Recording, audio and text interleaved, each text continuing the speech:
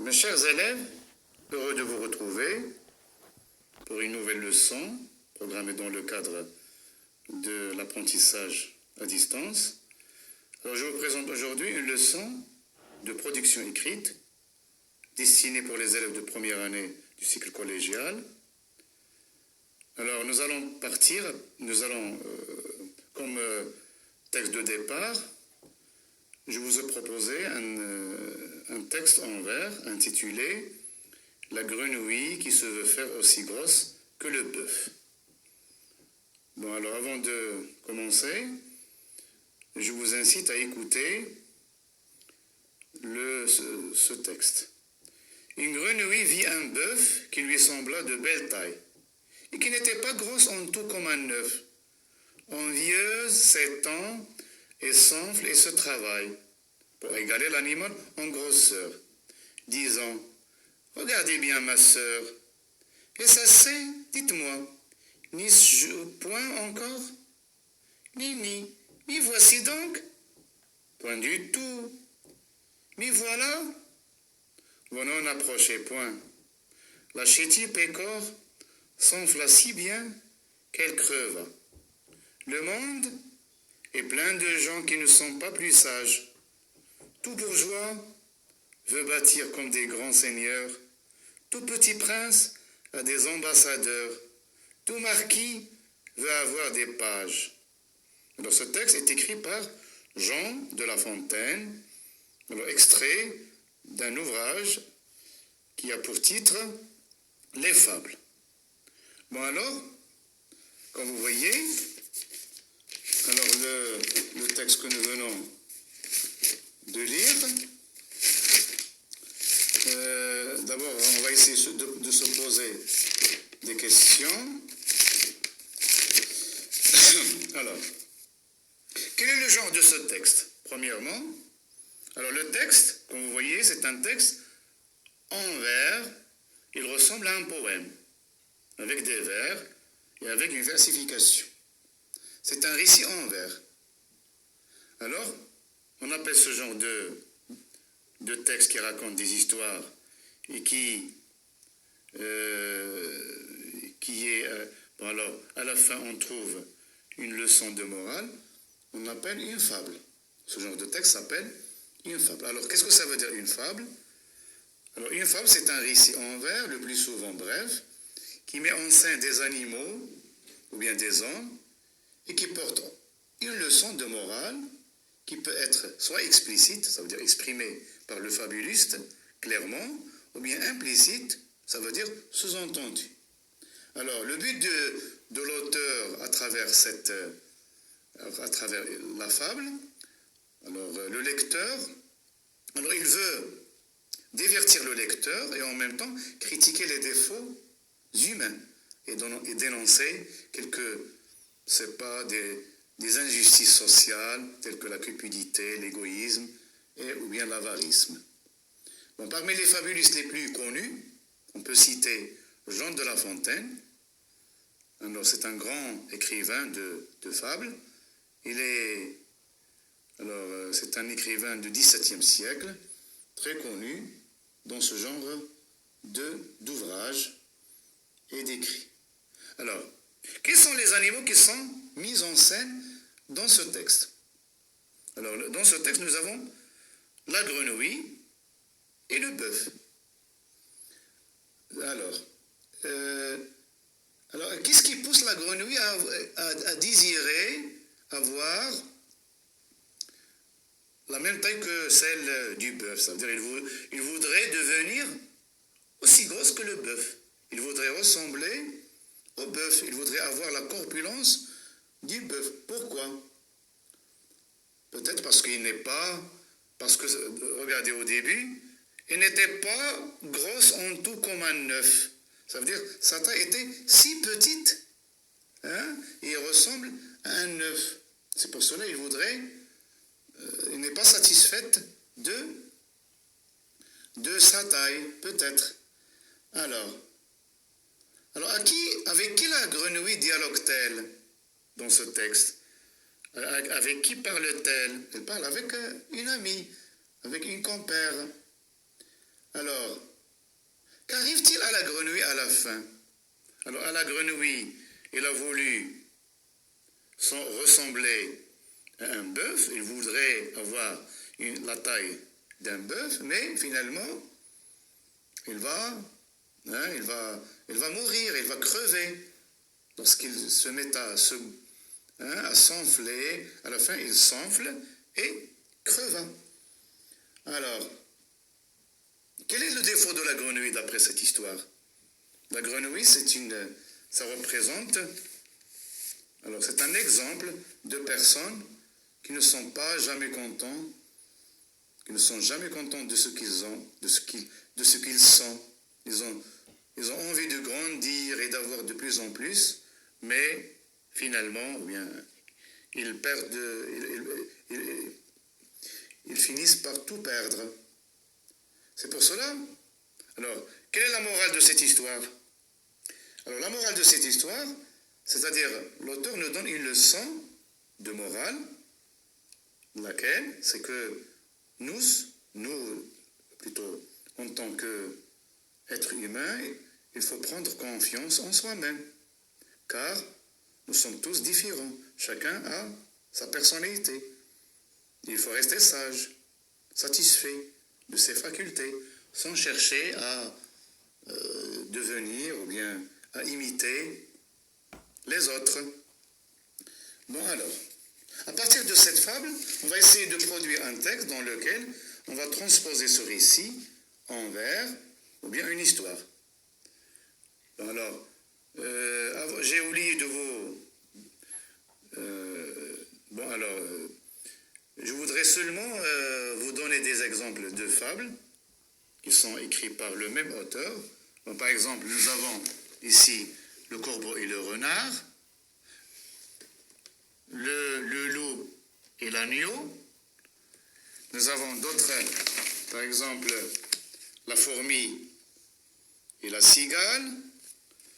Nous avons par exemple le laboureur et les enfants. Alors, plusieurs histoires qui sont écrites par ce grand écrivain de fables qui s'appelle Jean de La Fontaine. Bon, le renard et les raisins. Bon, alors. Bon, passons maintenant à la phase de production écrite. Alors, à partir de cette histoire, nous allons essayer de produire un récit. Un récit, bien sûr, on va essayer de suivre ces étapes avant de commencer la production écrite. Alors, puisque ce poème, c'est un récit en vers, alors il s'agit d'une histoire. On va essayer de suivre les étapes qui sont propres par exemple, à une histoire. Alors, nous avons la situation initiale, nous avons l'élément perturbateur et les péripéties, nous avons la situation finale.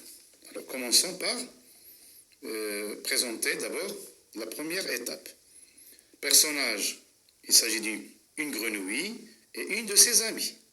Le lieu, près d'un lac ou d'une mare, d'un étang, marécage par exemple. La grenouille, son aspect physique, il est aussi petite qu'un œuf. Qu'est-ce qu'elle fait à longueur de la journée? Bien sûr, il passe la journée à jouer, à se nourrir, à se coasser, à se nourrir d'insectes et de mollusques. Alors c'est une grenouille qui n'est pas satisfaite de sa taille, pas grosse comme un œuf. Les temps employés qu'on va employer, les temps du récit, l'imparfait et le passé simple. Alors, l'élément perturbateur, l'apparition d'un bœuf, il vient se désaltérer dans le lac. La grenouille exprime à la fois son admiration à l'égard de ce gros bœuf et son envie de vouloir bien lui ressembler. Pour égaler l'animal en grosseur, il se met à manger beaucoup et de temps en temps il se voit dans l'eau. Il demande l'avis de sa compagne sur son aspect. Celle-ci lui répond pas encore. Et ensuite, je n'oublie pas d'introduire un dialogue pour rendre le récit plus vivant. Et finalement, la situation finale, la grenouille poussée par ce désir, ou bien cette envie de ressembler au bœuf, et d'avoir la même corpulence que lui, il continue à se gaver de toutes sortes d'aliments, et d'une façon abondante, qu'est-ce qu'il va et d'une façon abondante, et ceux-là ont envie de s'engraisser davantage. Finalement, il s'enfla, et peu à peu, il éclata, et finit par crever. Alors on peut obtenir un texte semblable à ce que nous avons dit. Voilà, je vous propose un texte. Alors, une grenouille envieuse. Au bord d'un lac paisible, situé à l'entrée. Alors, au bord d'un lac paisible situé à l'entrée d'un village, vivait une grenouille en compagnie de ses sœurs. Même si elle jugeait que sa taille était aussi petite que celle d'un bœuf, il ne se faisait pas de soucis, tant qu'il passait la journée à s'amuser, à coasser et à se nourrir d'insectes et de quelques mollusques. Un jour, un bœuf vint se désaltérer dans le lac. « Oh, regarde ce bœuf, comme il est beau et fort, dit la grenouille à sa copine. Tu sais, j'aimerais bien lui ressembler, dit-elle avec regret. Alors, poussée par le désir d'avoir la même taille que celle de ce bœuf, il se met à manger et à se gaver de toutes sortes d'aliments pour égaler l'animal en grosseur. Et chaque jour, il se regardait dans l'eau du lac en demandant à sa voisine, « Suis-je encore aussi grosse que le bœuf ?»« Non, pas encore, » lui répondit-elle. Ensuite, la pauvre envieuse continue à manger de plus en plus. Finalement, il s'enfla comme une balle et creva. Il fut bien puni à cause de son envie excessive et maladive. Alors à la fin, je vous demande de vous évaluer, ou bien on va essayer de s'évaluer. Voilà. Alors après avoir rédigé ce texte, on peut vérifier si on a respecté l'ordre chronologique de ce récit, bien sûr, de ce vers. Alors, si j'ai employé le temps, bien les temps du récit, bien sûr, l'imparfait, le passé simple, si j'ai inséré un dialogue dans mon récit, ça c'est déjà fait, si j'ai introduit un passage descriptif, bien sûr, j'ai décrit la grenouille et en même temps sa façon de vie. Et voilà. Bon alors, avant de vous quitter, je vous demande de préparer à la maison cette page. Alors, il s'agit d'une évaluation et soutien. Lisez ce texte et répondez aux questions qui l'accompagnent. Alors cette évaluation figure dans le manuel à la page 128 et la page 129. Alors, vous faites seulement 1, 2, 3. 3 exercices seulement.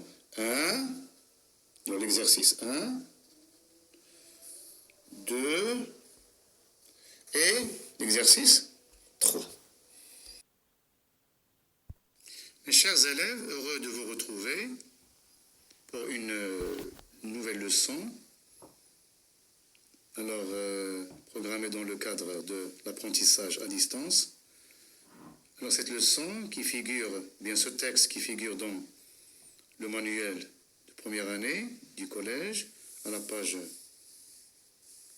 137, est destiné pour les élèves de première année du cycle collégial. Son objectif, c'est lire un poème d'une manière expressive. Comme titre de ce texte, La mort du loup. L'illustration qui accompagne ce texte, comme vous voyez, alors une scène de chasse, des chasseurs qui poursuivent une meute de loups alors, au milieu de la forêt. Alors, avant de commencer, je vous invite à écouter l'audition de ce texte. Alors, l'objectif, c'est déjà signalé, lire un poème d'une manière expressive. Retenez ce mot, d'une manière expressive. Alors, la mort du loup. c'est la fin de chasse, c'est la fin de la chasse au loup. Le loup vient et s'assied, les deux jambes dressées, par leurs angles crochus dans le sable enfoncé, et s'est jugé perdu, puisqu'il était surpris. Sa retraite coupée, et tous ses chemins pris. Alors il a saisi dans sa gueule brûlante, du chien le plus hardi, la gorge pantelante. Il n'a pas desserré ses mâchoires de fer, malgré nos coups de feu qui traversaient sa chair. Et nos couteaux aigus, qui comme des tenailles, se croisaient en plongeant dans ses larges entrailles, jusqu'au dernier moment où le chien étranglé, mort longtemps avant lui, sous ses pieds à rouler. Et le loup le quitte alors, et puis il nous regarde, les couteaux lui restaient au flanc jusqu'à la garde. Le cloué au gazon, tout baigné de son sang, nos fusils l'entouraient en sinistre croissant. Il nous regarde encore, ensuite il se recouche, tout en léchant le sang répandu sur sa bouche, et sans daigner savoir comment il a péri, refermant ses grands yeux, meurt sans jeter un cri. Voilà, nous avons ici un texte, comme vous voyez. Que peut nous suggérer le texte, plutôt le titre? Alors le titre, comme vous voyez, la mort du loup. Alors un loup qui est mort, et alors il a été tué par des chasseurs. Alors l'image, c'est déjà dit. Est-ce que ce texte est écrit en vers ou bien en prose? Nous avons un texte écrit en vers. La versification, nous avons du point de vue de versification, nous avons un poème qui raconte une histoire. Un récit en vers. Poème en alexandrin, à rime plate. Alors, il s'agit d'un poème narratif. Ce qui le montre, alors ça commence par le début. Alors le loup, au début, il a été poursuivi par ses chasseurs, et à la fin, il a été tué, abattu par ses assaillants. Bon, alors le texte est écrit par Alfred de Vigny, un poète du XIXe siècle, appartenant au courant littéraire le romantisme. Bon, alors, on va essayer de découper ce texte, ce poème, en deux fragments. Premier fragment jusqu'à le vers 12, et deuxième fragment à partir du vers 13 jusqu'à la fin. Alors, première question. Qu'est-ce qui montre que le loup, au début, qu'est-ce qui montre que le loup a été pris d'assaut par les chasseurs? Alors le loup, il s'est jugé perdu, puisqu'il était surpris, sa retraite coupée, et tous ses chemins pris. Alors, quels sont les termes, ou bien donnez un exemple de procédé de personnification employé par l'auteur, par le poète, et qui concerne l'animal. C'est-à-dire, le poète considère l'animal comme une personne, comme un être humain. Le loup vient et s'assied, il a des jambes, ses deux jambes dressées, il s'est jugé perdu, hein, voilà, comme une personne entourée par, qui va sentir le danger, un danger imminent, qui se rapproche de lui. Alors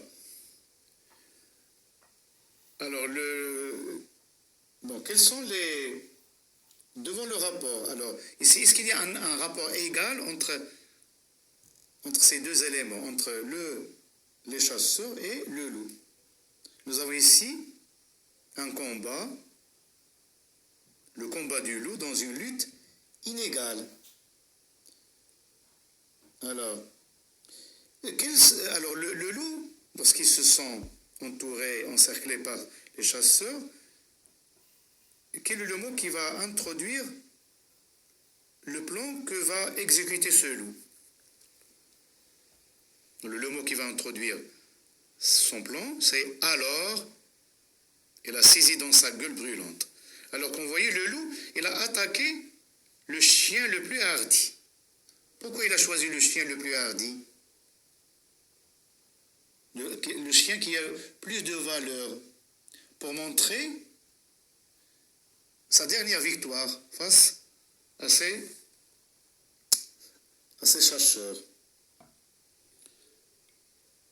Alors, deuxième paragraphe, ou bien deuxième fragment, ça commence par: alors le loup, après avoir tué le chien le plus hardi, après l'avoir étranglé par ses mâchoires de fer, et après l'avoir fait rouler sous ses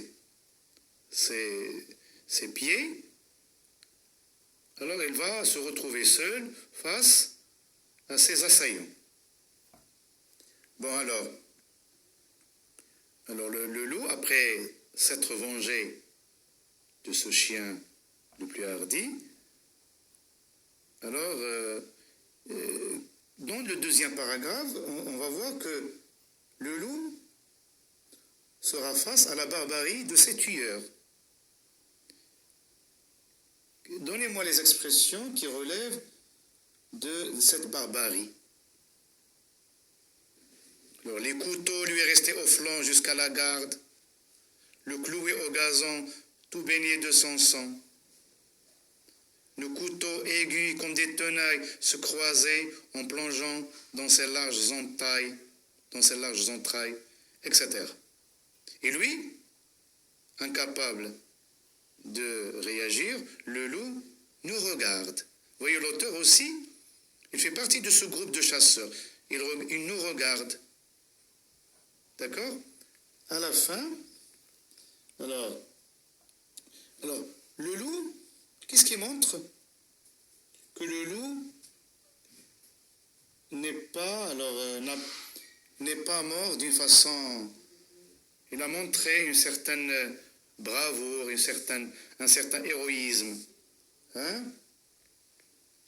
Alors le loup ne cède pas devant la supériorité de ses bourreaux. Il accepte la mort avec audace et avec dignité.